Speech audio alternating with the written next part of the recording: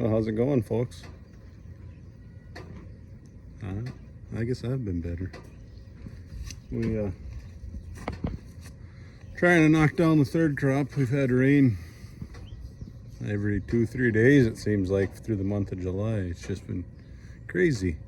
Not that we've had, I mean, we did have one about 3-inch rainfall here the other, so last week, I guess, 2 weeks, last week, I don't know. But yeah, it hasn't, you know, it's been a relatively good growing season, considering, you know, we've had rain. We haven't had an excessive amount of rain. I mean, a lot of rainy days and days that you just can't make hay, but this week is looking like it's the week to make hay, and we were at that 26 to 28 days on the hay on the third cutting, so plugged into it this morning, and we were hoping to have it all on the ground here today and get it baled tomorrow. I mean, we have more time than that, but the neighbor wants the wrapper later in the week, I believe, to wrap some oats, so just wanted to push through and get it done before he wanted it back. But when I was out there cutting, I knew this was going to happen at some point. We've done it before, and at I think it was during first crop, I thought I had sheared a shear hub on one of these. I don't remember where, if it was this, it might have been right in here too, I don't know. But all I ended up, because the shear hub was good, so I ended up I pulled it off and I just twisted that shear hub just a little bit, put it back down, and got it so these turtles wouldn't hit each other. Well, as you can see here, that's not supposed to be like that, and it still looks to me like that shear hub is still good. There's not a shear hub, if I remember right, underneath this one. So I think what happened is this shaft that goes in between these two gearboxes, I think that the splines are bad on that and it slipped. And I think that had happened earlier in the year too, where they slipped a little bit, but not so much that I wasn't able to you know, just adjust that a little bit and keep rolling with it. So lucky me, instead of cutting hay, I get to tear into this piece of junk. I shouldn't say piece of junk. It's been a good machine. It's just every year it seems like there's something on this cutter bar that causes some issues, so grow weary of it, but still cuts hay fast. We'll keep using it, I guess, until we got $35-40 milk to upgrade equipment. We're gonna keep sticking money into this stuff, I guess. So I'm gonna get at this pleasurable experience here.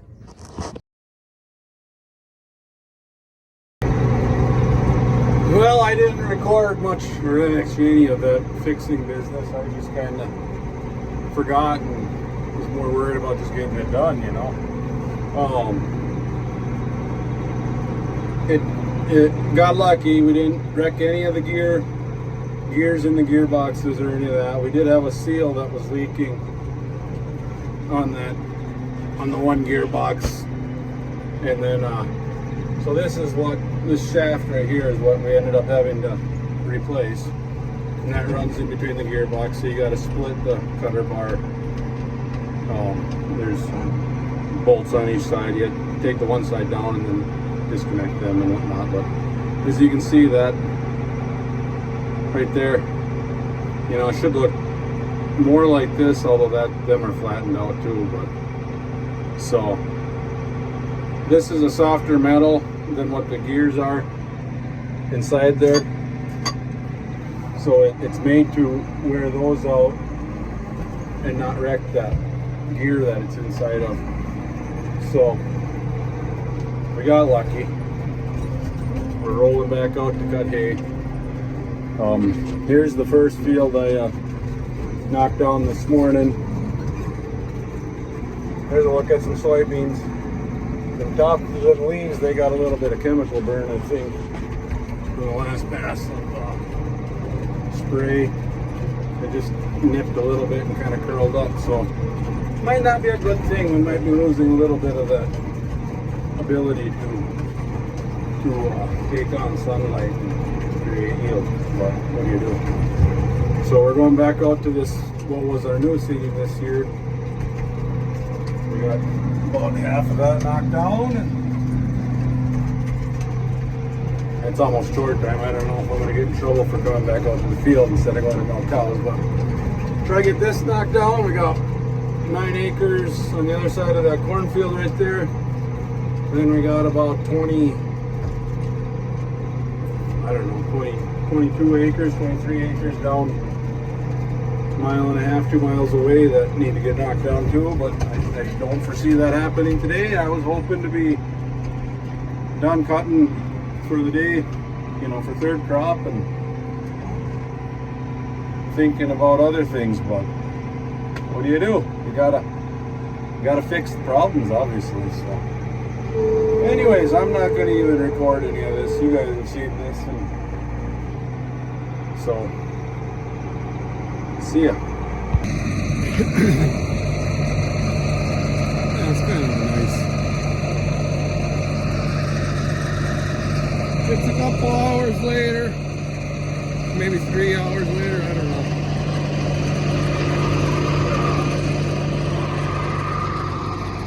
Kind of a rocky, sorry if I'm spinning you guys around with this. Kind of a rocky area through here. Sandy, rocky, whatever. I keep hearing little rocks hitting in my knives, and it scares me every time I hear it. So this field here is a new seeding last year. It's an alright stand. It's not probably as thick as I wanted it to be. We got some grass out here that we put into the field, obviously. And the grass came really heavy through the hollow there, and then you go over that hill there into the back. Real heavy grass, nice drop. Go up on that hillside over there, and it's pure alfalfa. And nice alfalfa. So I don't really know why the grass didn't come. If it got too dry for a little bit and it just had it rooted down and burnt up, or what happened there. But so now this field, this is setting up to be an excellent deer hunting back here in this corner. See, we got that cornfield there. It's a combining corn. It'll stay middle of October, end of October. And we got this hay field here. I actually, the 2 biggest bucks that I've shot in my life, I shot one, was sitting in a tree someplace over there. I'm not exactly sure where that tree is from right here, but maybe kind of right there, because the buck came, he ran over the hill, and he died kind of right there. And then the biggest, probably the biggest buck that I've shot, I don't think that one was as big as the other one. Probably when I was first married it. There's a stand, you probably can't see it. There's a stand tucked into the trees right here. Right, you know, it's on wheels. We actually had it sitting along the fence line over there. And in that back, go over the hill, it kind of cuts into the back there. It's not a very big area, but there was a really nice wide 10-pointer. Came out of our woods and was running towards the neighbors, and just so happened to get a good crack off on him, and he waited for a bit. I don't think he even made it out of our field.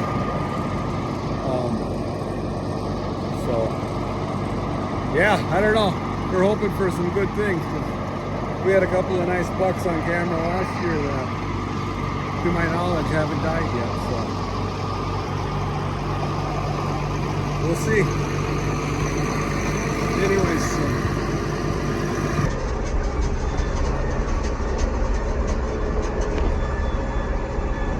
well, trying to finish up the third crop here. A few acres left to go. Got the rake running ahead of me here.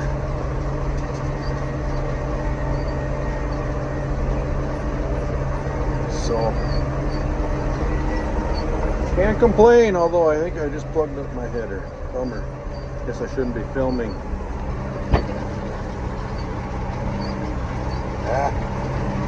Seriously.